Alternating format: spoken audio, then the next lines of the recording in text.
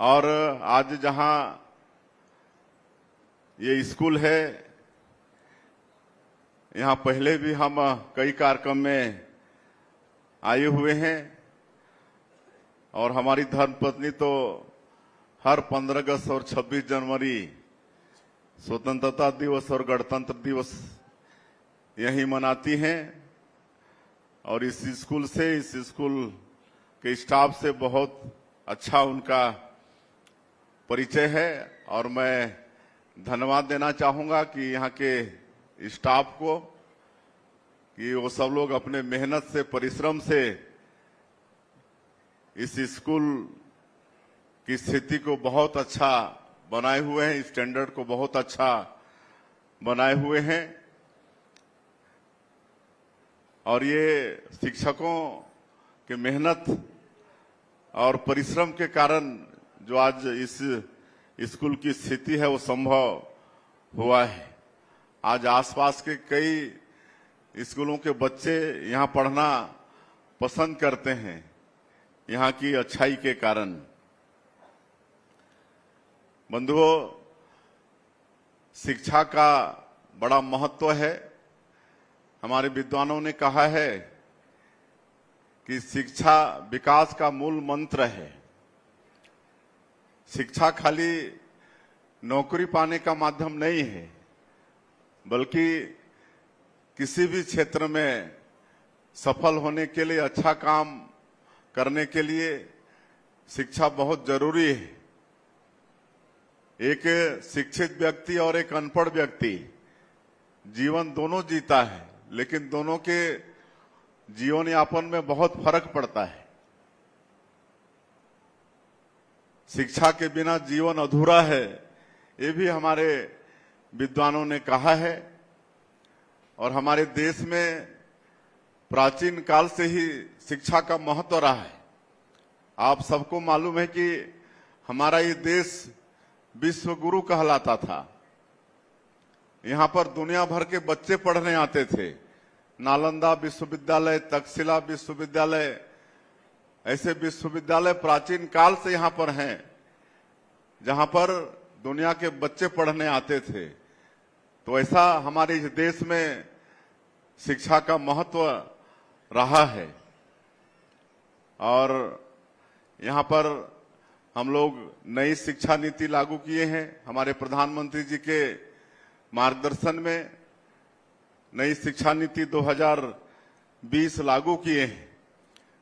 Macaulay की जो शिक्षा पद्धति थी, बहुत दिनों तक वो पद्धति चली, लेकिन जैसे जैसे समय आगे बढ़ता जा रहा है, उस शिक्षा नीति में बदलाव की आवश्यकता थी। और हमारे देश के यशस्वी प्रधानमंत्री नरेंद्र मोदी जी ने नई शिक्षा नीति 2020 लाई है। और इसी साल हम लोग छत्तीसगढ़ में भी उसको लागू किए। और इस नई शिक्षा नीति ये खाली डिग्री देने का काम नहीं करेगा। इसमें डिग्री के साथ साथ संस्कार भी होगा, संस्कार के साथ साथ रोजगार भी होगा। आज डिग्री मिल जाएगा, लेकिन सबको नौकरी दे पाना संभव है ही नहीं है। काहे कि इतना नौकरी का जगह ही नहीं है कि जितने हमारे बेटा बेटी पढ़ लिख के बाहर होंगे उनको सबको नौकरी मिल जाएगी। लेकिन अगर हम शिक्षा के साथ साथ उनको संस्कार भी देंगे और रोजगार के लिए भी उनको स्किलिंग देंगे, उनका कौशल विकास करेंगे, उनको रोजगार की शिक्षा भी देंगे, तो निश्चित रूप से अपनी पढ़ाई पूरा करके वो किसी न किसी उद्योग, धंधा, रोजगार से वो जुड़ने का काम करेगा। तो ये नई शिक्षा नीति में ये व्यवस्था है। और इस बार पहली बार हम लोग गर्मी में समर कैंप भी किए। पहले प्राइवेट स्कूलों में सब होते थे, सरकारी स्कूलों में इसका प्रावधान नहीं था। लेकिन गर्मी की छुट्टी में समर कैंप भी लगाए, जिसमें मतलब बच्चे एक सप्ताह तक एक साथ रहकर बहुत कुछ सीखे, शिक्षा के साथ साथ अलग तरह का आनंद भी लिए। और उसी तारतम्य में ये पालक शिक्षक ये बैठक इसका भी आयोजन है। ये बैठक प्राइवेट स्कूलों में होता रहा है, लेकिन शासकीय स्कूलों में नहीं होता था, उसको भी लागू किए हैं। और जैसे परदेसी जी बता रहे थे कि साल में 3 बार होगा, तो बहुत कम ऐसे अभिभावक होते थे जो कभी गुरुजी लोगों के बीच में आके उनसे अपने बच्चे के विषय में पूछताछ करते थे कि बच्चा स्कूल आता है कि नहीं, कैसा पढ़ता लिखता है। लेकिन अब कम से कम साल में 3 बार ये जो पालक शिक्षक बैठक होगा, इसमें मेरा पालकों से आग्रह होगा कि निश्चित रूप से इसमें आप लोग जहां भी आपके बच्चे पढ़ते हैं, आपके पोता पोती पढ़ते हैं, वहां पर आएं, शिक्षकों से मुलाकात करें और अपने बच्चे के विषय में जानकारी लें। काहे कि शिक्षक के पास समय का अभाव होता है, वो एक एक पेरेंट्स के पास जाकर उनके बच्चे के प्रगति के विषय में नहीं बता सकते हैं, लेकिन ये पालक शिक्षक बैठक इसमें सहयोगी होगा। हम लोग यहाँ आने के पहले जो नया शिक्षा नीति के जो 12 बिंदु हैं, 12 बच्चे बड़े अच्छे से उसको हम लोग समझे, उन्होंने समझाया। उसके बाद जो पेरेंट्स हैं, अभिभावक हैं, उनके दादा दादी हैं, उनके साथ भी बैठ के वार्तालाप किए। बहुत अच्छे अभिभावक भी हैं। यहाँ पर डोना पानी के जो हरि सेवक जी हैं, उनका एक पोता यहाँ से पढ़ लिख के, इसी स्कूल से पढ़ लिख के आगे एमएससी कर रहा है बाहर। एक उनका पोता यहाँ पर 11वीं कर रहा है। तो बराबर आते हैं, जिनका यहाँ पर मंच में हम लोग सम्मान भी किए हैं। तो निश्चित रूप से ये सिलसिला रहेगा, तो गुरुजी लोगों का भी मनोबल बढ़ेगा, उनसे भी पूछताछ होगी, उनको भी कोई बुजुर्ग यहाँ पर आके आशीर्वाद देगा, तो पढ़ाने का उनका भी मनोबल बढ़ेगा। और इस तरह की व्यवस्था से माता पिता को अपने बच्चे की प्रगति के विषय में जानकारी तो मिलेगी ही। नई शिक्षा नीति 20 लोकल भाषा में भी पढ़ाई जाएगी, जो वहां की लोकल भाषा है। यहाँ पर हम लोग सादरी बोलते हैं जसपुर में, तो यहाँ पर सादरी में भी किताब छपा है। एक तरफ सादरी है, एक तरफ हिंदी है, कहीं गोड़ी है, कहीं पर आपका सरगुजिया है, कहीं पर हलवी है। तो इस तरह से 20 बोली में यहाँ पर नई शिक्षा नीति के तहत बच्चों को मतलब पढ़ाया जाएगा, उनको ज्ञान दिया जाएगा। ये सब नई शिक्षा नीति में है। और हमारे प्रधानमंत्री जी शिक्षा की गुणवत्ता को और सुधारने के लिए पीएम श्री योजना भी लागू किए हैं। पीएम श्री योजना में हमारे प्रदेश का करीब 263 स्कूल शामिल है। इसमें पूरा भारत सरकार से फंडिंग होगा और करीब 2 करोड़ रुपया एक स्कूल के पीछे, उसमें खाली इंफ्रास्ट्रक्चर के लिए नहीं रहेगा, बल्कि स्कूल तो अच्छा साफ सुथरा हो, वहां पर शिक्षा का गुणवत्ता भी बढ़े, वहां बिजली पानी की व्यवस्था हो, सारा चीज वहां पर प्राइवेट स्कूल जैसे व्यवस्था हमारे सरकारी स्कूलों में भी हो। ये पीएम श्री योजना के माध्यम से हमारे प्रधानमंत्री जी कर रहे हैं और इसका लाभ हम लोगों को मिलना शुरू हो गया है और आगे और हम लोगों को मिलेगा। उसी तरह से शिक्षा को और हम लोग प्रदेश में कैसे बढ़ाएं, इसलिए जो श्रमिक के बच्चे हैं और जो टैलेंटेड बच्चे हैं, जो 10वीं 12वीं के बोर्ड के एग्जाम में अव्वल आते हैं, ऐसे बच्चों को भी सरकार पुरस्कृत करती है। अभी हम लोग ऐसे बच्चों को रायपुर में पुरस्कृत किए हैं। 2-2 लाख देते हैं एक बच्चे को, बच्चियों को विशेषकर। उसमें 1 लाख आगे की पढ़ाई के लिए और 1 लाख स्कूटी के लिए देते हैं, उसको आने जाने में आगे की पढ़ाई के लिए सुविधा हो। तो इस तरह से लगातार प्रयास कर रहे हैं। सरस्वती साइकिल योजना हम फिर देंगे, जिसमें हमारी बेटियों को स्कूल की दूरी कम हो। ये सारा व्यवस्था हम लोग शिक्षा को आगे बढ़ाने के लिए यहाँ पर कर रहे हैं। और लगातार आप लोग देख रहे हैं कि जब से छत्तीसगढ़ की सरकार बनी है तब से आज ऐसा कोई शिक्षण संस्थान नहीं है जो छत्तीसगढ़ में नहीं है। आज शिक्षण की सारी संस्थाएं, चाहे वो IIT हो, IIM हो, इंजीनियरिंग, आज मेडिकल कॉलेज जब छत्तीसगढ़ राज्य बना तो सिर्फ 2 था, 10 के ऊपर में मेडिकल कॉलेज है। तो हर शिक्षण संस्थान को भी यहाँ पर हम लोग छत्तीसगढ़ बनने के बाद यहाँ पर लाए हैं ताकि हमारे बच्चों को उच्च शिक्षा के लिए कहीं बाहर जाना नहीं पड़े।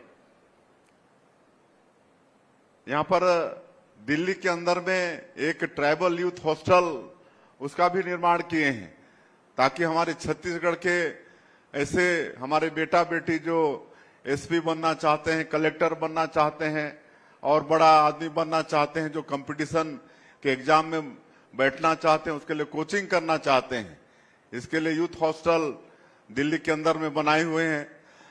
वो द्वारका का सेक्टर 18 में है। वो जो 50 सीटर था 80 सीटर था, 80 सीटर को बढ़ा के सीधे 200 सीटर कर दिए हैं। 200 सीटर कर दिए हैं। अभी उतना भवन नहीं है, लेकिन कोई भी जो चयनित हमारा बेटा बेटी होगा वो बाहर भी रह के वहां पर पढ़ेगा दिल्ली में, तो उसके लिए सारी व्यवस्था करेंगे, उसके रुकने उकने की सारी व्यवस्था सरकार के तरफ से करेंगे। ये हम लोग कर रहे हैं। और एक नालंदा परिसर, ये रायपुर में नालंदा परिसर है, 24 घंटे वो खुला रहता है। 3000 सीट का है, जिसमें जो भी कोई प्रतियोगिता परीक्षा की तैयारी करता है वो वहां पर जाता है और पढ़ाई करता है। उसको हर तरह का किताब और ऑनलाइन सारा कुछ उसको वहां पर मिल जाता है। और मुख्यमंत्री के बनने के बाद एक और वहां पर नालंदा परिसर की वहां शुरुआत कर दिए हैं। और प्रदेश के 22 जिले में नालंदा परिषद की स्वीकृति दी है नालंदा परिसर का। इसमें जसपुर 500 सीटर है और आपका कुनकुरी 200 सीटर है। वो जल्दी ही बनेगा और हमारे ऐसे जो प्रतिभावान बच्चे होंगे जो बड़ा आदमी बनना चाहते हैं, वहां जाके मतलब जो गरीब बच्चे भी हैं जो कीमती किताब नहीं खरीद सकते, उनको किताब भी वहां पर पढ़ने के लिए मिलेगा और ऑनलाइन भी सारी व्यवस्था रहेगी। तो जो कोई भी मदद हो सकता है हम लोग छत्तीसगढ़ के अंदर में हमारे बेटा बेटियों के लिए ये सब कर रहे हैं।